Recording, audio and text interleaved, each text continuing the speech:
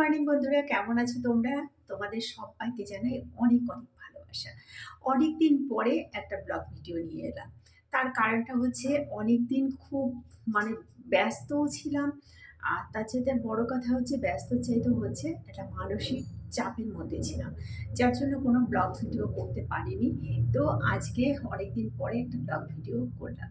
তো আজকে সকালবেলা উঠেছি অনেক তাড়াতাড়ি। তার কারণ হচ্ছে এই বাড়িতে আজকে হচ্ছে লাস্ট দিন। তো বুঝতেই পারছো, একটা বাড়ি থেকে আরেকটা বাড়িতে যেতে গেলে কত কাজ থাকে। তো এতদিন ধরে তো কাজ গোছানো সমস্ত কিছু, বাড়ি দেখা সমস্ত কিছু চলছিল। তার মাঝখানে একটা মানসিক চাপও ছিল, ধরো এক জায়গা থেকে আরেক জায়গায় যাওয়া, সেসব নিয়ে অনেক রকম সমস্যার মধ্যে ছিলাম। যার জন্য কোনো ভিডিও পোস্ট করতে পারিনি, মানে ভিডিও কোনো শ্যুট করিও নি। একটা কথা কি জানো তো, যদি সব কিছু ঠিকঠাক থাকে, মন ভালো থাকে, তবে দেখবে সব কাজ করতে ভালো লাগে। যদিও এটাও আমার একটা কাজের মধ্যে, মানে ভিডিও এটা চ্যানেলটা আমি খুলেছি, তো খোলার সঙ্গে সঙ্গে কোনো রকম ভিডিও ফিডিও দিচ্ছি না, এটাও তো ঠিক জিনিস নয়। তো যাই হোক, তো আজকে সকালবেলা ঘুম থেকে উঠেছি অনেক তাড়াতাড়ি। অন্যদিন আমি খুব লেট করে উঠি, তো সেই হিসেবে বলছি অনেক তাড়াতাড়ি উঠেছি। তো সকালবেলা উঠে আমার জলখাবার হয়ে গেছে। তার কারণ হচ্ছে যেহেতু আমরা আজকে বেরিয়ে যাব, বেরোতে বেরোতে দুটো আড়াইটা হয়ে যাবে।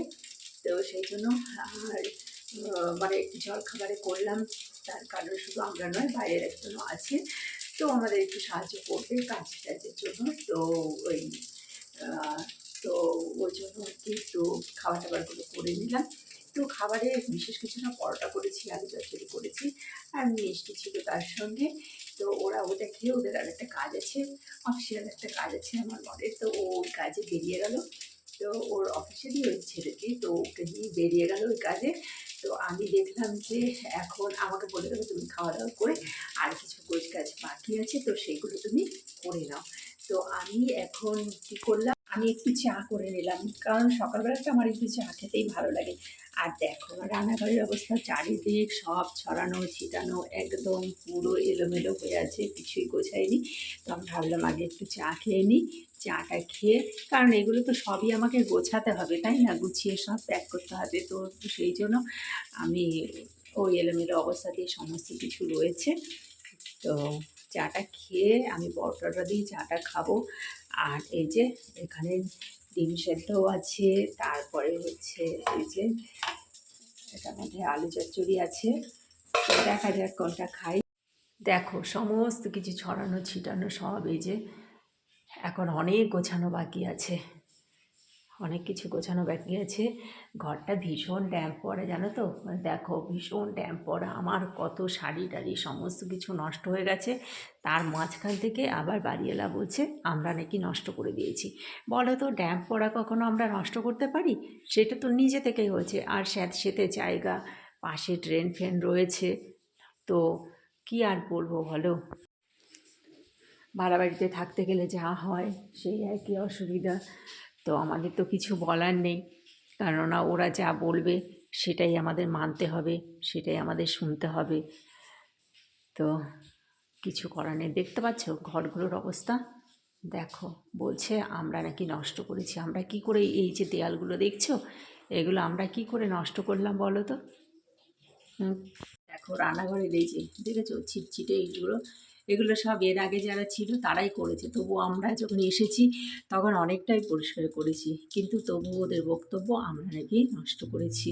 তো ঝগড়া করব, ঝগড়া করা তো আর যাবে না। তারপরে সবচেয়ে বড় কথা হচ্ছে বাইরে আমরা থাকি, তো নিজেদের এলাকা হলে সেখানে একটা হয়, কিন্তু বাইরে কিচ্ছু বলার উপায় নেই, কেননা ভয় লাগে। আমার তো বিশেষ করে খুবই ভয় লাগে, কি বলতে কি বলবো বা কী থেকে কি হয়ে যাবে। কেননা দেখবে মেয়েদের ওপরে তেমন কিছু হয় না, বাড়ির ছেলেদের ওপরেই চাপটা এসে পড়ে। তো আমি সেই জন্য খুব ভয় পাই, কোনো কথাই বলি না, চুপচাপ থাকি। কিন্তু এই জিনিসটা আমার খুব খারাপ লেগেছে। দেখবে কি হয়, এক একটা মানুষের, সব মানুষ কিন্তু সব জায়গাকার সব মানুষ খারাপ হয় না, ভালো মন্দ মিশিয়ে হয়। কিন্তু কিছু মানুষের জন্য একটা পুরো মানে একটা রাজ্য বলো, একটা দেশ, রাজ্যের বলো বা পুরো গোষ্ঠীর বা যে কোনো একটা ইয়ের, মানে সবারই একটা বদনাম হয়ে যায় কিছু মানুষের জন্য। তো এদের যে এই ধরনের ব্যবহার, মানে ভাবতেই পারবো না, সব কথা বলতে পারছি না।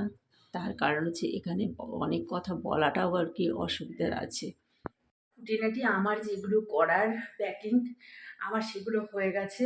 তো একটা সংসারে কত কিছু মনে হচ্ছে কোনটা ছেড়ে কোনটা গোছাবো, এই দড়ি থেকে শুরু করে সমস্ত কিছু, তো সব কিছু মোটামুটি আমার আমার যেগুলো গোছানোর সেগুলো আমি গুছিয়ে ফেলেছি। এইবার হচ্ছে ওদের গোছানোর ব্যাপারটা। এবার ওরা এখনো পর্যন্ত আসেনি, এখন 1:10-18 বাজে। তো এখনও ওরা এসে পৌঁছয়নি, ওরা আসবে, তারপরে খাট খুলবে, ডাইনিং টেবিল খুলবে, ফ্রিজ টিজগুলো ইয়ে করবে, তারপরে গাড়ি আসবে। তো যাই হোক, আমি একটুখানি স্নানও করে নিলাম। আমি দেখলাম স্নানটা করে নিই, কেননা গরমও পড়েছে।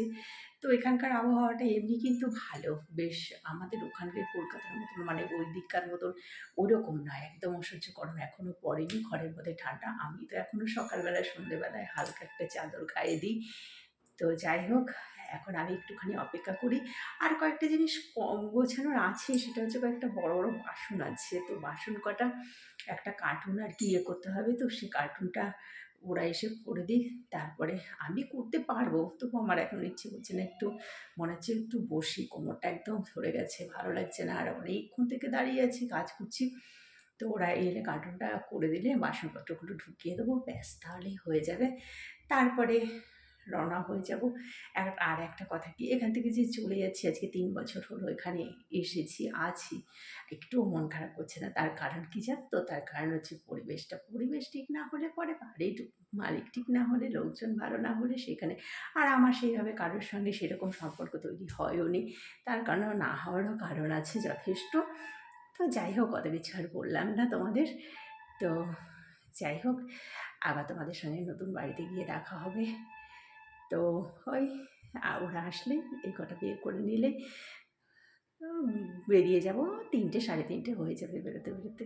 তো যাই হোক, তোমাদের সঙ্গে আবার দেখা হবে নতুন বাড়িতে গিয়ে। ততক্ষণ তোমরা ভালো থেকো, সুস্থ থেকো। টাটা সবাইকে।